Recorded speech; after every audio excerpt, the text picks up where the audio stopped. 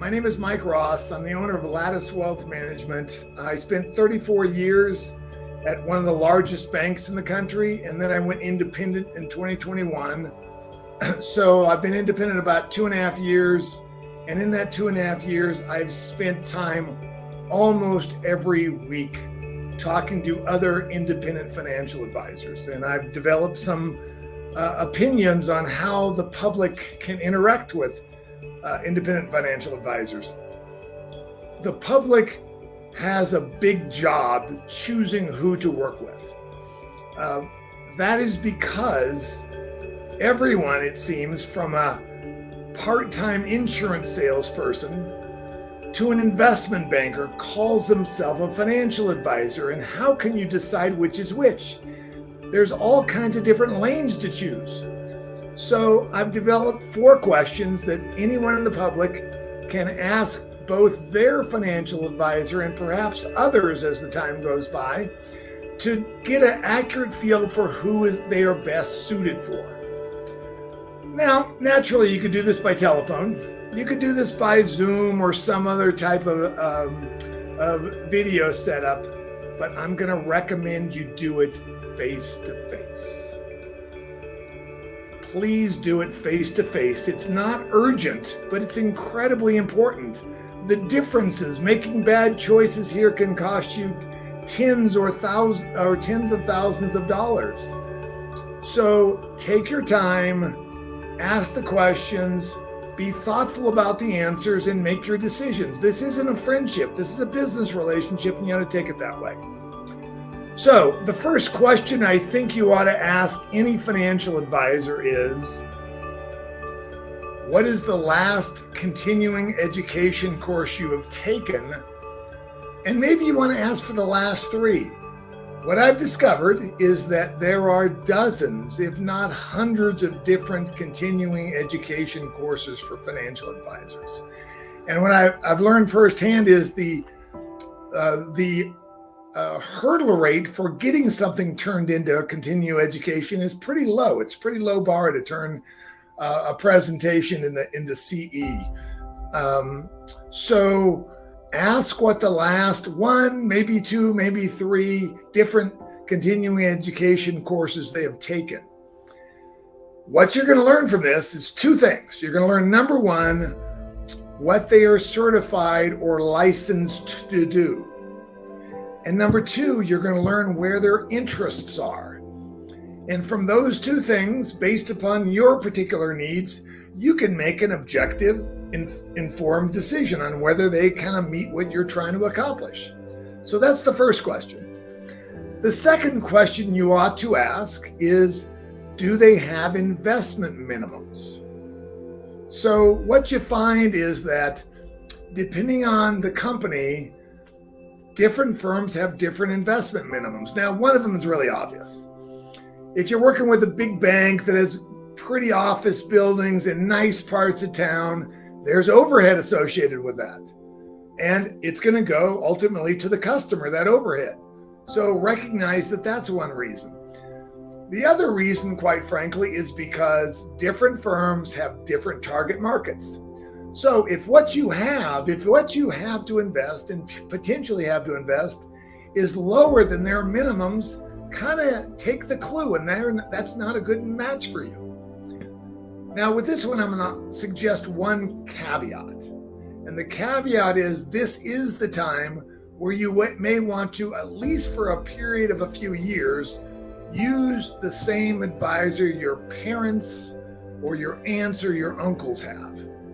Because, number 1, they want to retain the relationship once those people have passed, and you are most likely an heir, so they want to work with you even if you're below the minimums. And 2, they may be able to shed insight, frankly, into what you're going to have when the time comes. So they're going to want to work with you. They're not going to really care about the minimums, but the other ones, to be sure, if that's not your situation, if you don't have parents or aunts and uncles with substantial assets, make sure you're above someone's minimums. The third question you want to ask, and this is very, very important, and this is one of those you got to ask face to face so you can see the look on their face is, what is the normal contact cycle, contact routine, and what do we discuss on those meetings? So this is going to be one, again, all of these are subjective, but the first thing that is going to drive that contact routine is most likely the complexity of your situation. If you have a $100,000 IRA and you only talk once a quarter, that's fine. But now going to the what do we discuss portion of the question, okay, you ought to be discussing maybe a little bit markets and accounts, but you ought to be discussing tax issues, estate issues. You ought to be able to leverage their network of experts in other areas. It is really valuable for you to leverage their contacts. If you do have a large base of assets and it's complex, there's trust accounts, there's individual accounts, there's IRAs, there's retirement plans, that ought to merely tell you that you ought to be talking fairly frequently because there's a whole range of things to be talking about. And again, the discussions ought to be relative to your entire set of financial circumstances, okay? Now, there's a few things that are going to dictate how often they're willing to talk. The first one is their staffing, okay? In the course of my conversations with people, I have been simply amazed at the range of staffing. Now, I got to tell you, I'm a little bit unique here. I have two very long-term assistants. We've been working together in one case for over almost 25 years, in the other case for 10 years. So I have a very seasoned staff, which allows me to spend most of my day talking to clients and other professionals. But what I've discovered talking to this range is that you have some that have one assistant themselves, which is fine. You have some that are sharing an assistant who lives 3,000 miles away with 2 or 3 other people across the country with varying needs and varying interests.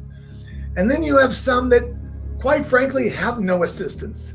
Folks, this is a paperwork intense industry. So the idea that they have no assistants means they have to do all the paperwork. They're not going to have time to talk to clients. It's just too much. It's just too overwhelming. So the second thing you need to think about is what is their staffing? The third thing, and I think this may come through in other areas, is how many accounts, how many relationships do they have? So it's pretty common knowledge in the industry that any one advisor can have 50, 60, 70, 80, maybe even 90 relationships. Especially if they have good staffing, they can talk to that many people in a regular interval and maintain good relationships. I have run into situations where an individual advisor has 200 and 300 different relationships. Folks, you can't help that many people. You just don't have the time. So if someone likely even brags to you that they have 200 different clients, be very cautious about if you want to move forward with that person. The final thing is, again, there's a lot of different things that ought to be discussed between the client and the financial advisor. And it becomes a function of time. If you have somebody who is perhaps over 50 years old and they're going out and playing golf twice a week, or they have other activities that they're doing a lot, they simply don't have time to work with that number of clients. So in a case like that, get a sense of what their weekly routine is. When they're out playing golf, yeah, I'm sure they're playing with clients and things like that, but you're not really adding anything to the intellectual part of the conversation. You're simply out playing golf and chatting about things. So be very careful in terms of how much time they spend. The last question that you need to be asking, folks, and this may come up with the previous ones, is ask them the number of clients, which may have come out already, and then ask them about their assets under management, or AUM. Now, when you ask this question, preferably face-to-face, If you get a blank stare or they say, oh, I don't even know, be very cautious. Either A, they really don't know, and if so, they're very disorganized and I'd question the relationship, or B, they know and they don't want to tell you. Why do they not want to tell you? Because if you get a sense of their assets and their number of clients and you just simply divide one number into the other, you're going to discover where kind of their average client assets lays. Okay, if you have $2 million and their average client's at 250,000, it is not a good relationship for you. They are not spending nearly enough time dealing with the situations that you're in the middle of or that will come to you. By the same token, if their assets for clients are 5 million and you have $500,000, they're not going to spend much time with you, and you need to think about that. So those very quickly and succinctly are the 4 questions. Ask them every 3 or 4 years, because things change in all of our lives every 3 or 4 years.